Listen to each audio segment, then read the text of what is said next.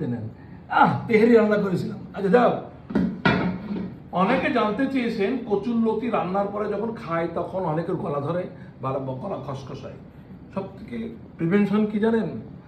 কচুরলতি ছিলে ফেলানোর পরে সুন্দর করে ধুয়ে নিয়ে ভালো করে ভালো ভালো মশলা কষায় প্রথমেই কচুরলতিটা কষানো মশলায় দম দেবেন।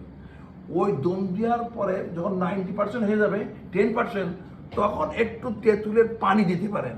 কিন্তু মনে রাখবেন, তেঁতুলের পানি দেওয়ার সময় ওই পানির ভিতরে একটু চিনি, একটু বিট লবণ, একটু জিরে বাটা ভাগি দিয়ে দেবেন।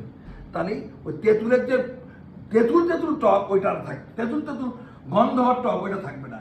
কিন্তু আপনার কচুর বুয়া গালচুল করে ওই ভাতটা থাকবে না। এরপরে আপনি মাছ ভাজা দিতে পারেন, চিংড়ি ভাজা দিতে পারেন। অনেকে চিংড়ি সহ কষায় কচুরলতি দেয়। তো চিংড়ি যখন কষাবেন তখন চিংড়ি মাছটা তুলে নিয়ে কচুরলতিটা সুন্দর করে চট করে একটা দিয়ে দিয়ে, মানে একদম পানি কমিয়ে যাবে। এখন একদম পানি কমিয়ে যাবে, এপিট ওপিট সুন্দর করে ভাজা মতন হবে।